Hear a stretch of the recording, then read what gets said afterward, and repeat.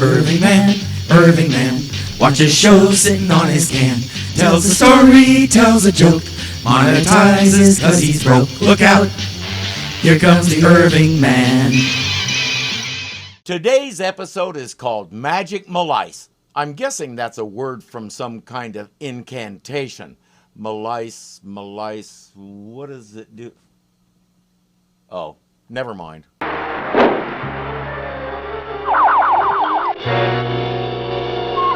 You might remember Blackwell, the world's greatest magician, from the episode Final Performance.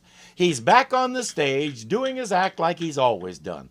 Some would say he's gone straight, but he never wasn't. The things he did before were desperation moves to save a historic theater. He was never a criminal. What a career of crime I could carve if I had Blackwell's talent. While he entertains those gullible fools, I'll head for his house and help myself to his secrets. As I said, Blackwell was never a criminal. There are others willing to fill that role for him, though, whether he likes it or not. Old Blackwell's packing them in. He's still the master. Unless my eyes deceive me, there's the Green Goblin. He's no theater lover, so whatever he's up to, I'll bet my webs it's no good. I still want one of those. Rather than wait for Gobby to do something naughty, he'll step in right now and save time. Spiderman! Why, you web-headed do-gooder! How do you like being the tail of the kite? Does he really think this is Spidey's first time doing something like that? It's a weekly occurrence for him. In his later years after he retired, he liked to believe he invented parasailing. Like every other villain who has some ability to go up high, he snaps the web and sends Spider-Man plummeting to his doom. Again, they never learn. Gravity is his friend. It helps him swing on his webs. As long as there are buildings and webbing around, you're not going to turn them against each other. Sleight of hand. Disappearing tricks. Ah, here's a good one. Alakazee. Bird go free. He also takes a cane that shoots out some kind of magic zap and goes off to begin his crime spree. 5 bank robberies, art galleries. You gotta be kidding! This wholesale looting can only be the work of one person, Spider-Man! I doubt if even he could get from one end of the city to the other so fast. Fiddle-faddle! Only Spider-Man can make things disappear like magic! He can do a lot of things, but that's one he's never been accused of, until now. I wonder how he thinks Spider-Man does it. A report about the break-in at Blackwell's house comes over the teletype, and suddenly Peter has stuff he needs to do. Blackwell should be leaving for the theater any minute now. Unless I'm barking up the wrong tree, Blackwell will soon have an uninvited guest. An uninvited guest on a flyer that sounds like it needs a tune-up. Spidey follows him into the house. Spider-Man! I thought I got rid of you! I practice a little sleight of hand myself.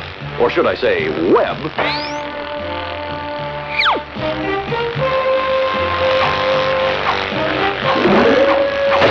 He calls that one sleight of chin.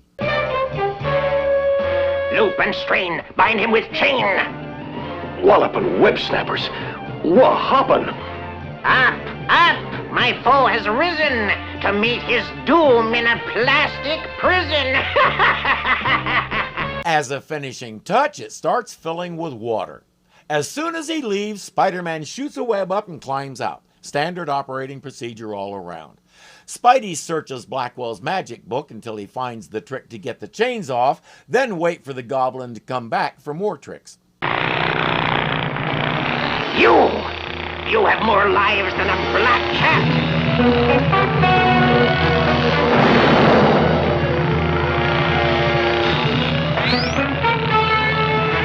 Net score, 1 Goblin. Presto changeo. Getting so you can't trust your best web these days. The following day, based on hundreds of reports, all the newspapers in the city proclaimed that Mothra was based on a true story.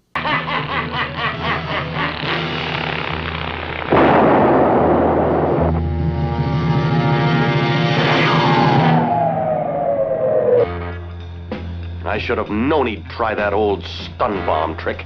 He does have several tricks of his own that he didn't get from Blackwell, but Spider-Man knows how to defeat that mirror stunt now. Old spider sense tells me he's over there. Out! Goblin keeps trying tricks, but Spider-Man is on to his tactics now.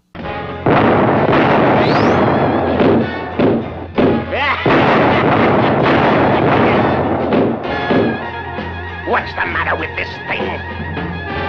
That gave Blackwell an idea for his act. The next time that rabbit popped out into his face like that, he taught it to say, boop. Maybe you don't have the magic touch. Right on cue, Blackwell. Hey, wait a minute. 2 against 1. That's not fair. As my brother used to say, a fair fight is one where I win. It was just a publicity stunt. And if there's one thing I can't stand, it's people looking for a free ride. Yeah, publicity stunt. That's why he hired the Green Goblin to break into his house and rob all those banks and stuff. JJ, your powers of observation are absolutely astounding. Mr. Jameson, Well, what is it, Miss Brandt? Blackwell sent you 2 free tickets to his new show. Free? Did you say free? That's right. It says on the tickets, for VIPs only. Well, now, wasn't that nice? Call rewrite. Maybe we should do a feature on magic. Yes, Mr. Jameson. No free rides unless I'm the one riding. The Green Goblin was everybody's favorite villain. There was no end to the variations on a theme he could come up with. In the 60s Marvel Universe, his gadgets were believable, including his flyer, and this guy had no redeeming qualities. He appeared to be pure evil. This was long before he was revealed to be Norman Osborn. At this point in the Spider-Man saga, the Goblin came out of nowhere and his goal was chaos and ruin. He was beyond brilliant and utterly ruthless, and Spider-Man had to pull out all the stops in his arsenal of abilities and scientific know-how to defeat him time and time again. And he just kept coming back. And we loved it. Readers like me always looked forward to another Green Goblin story. He was cunning, vicious, a genius, and interesting. And he could do amazing things with eye makeup.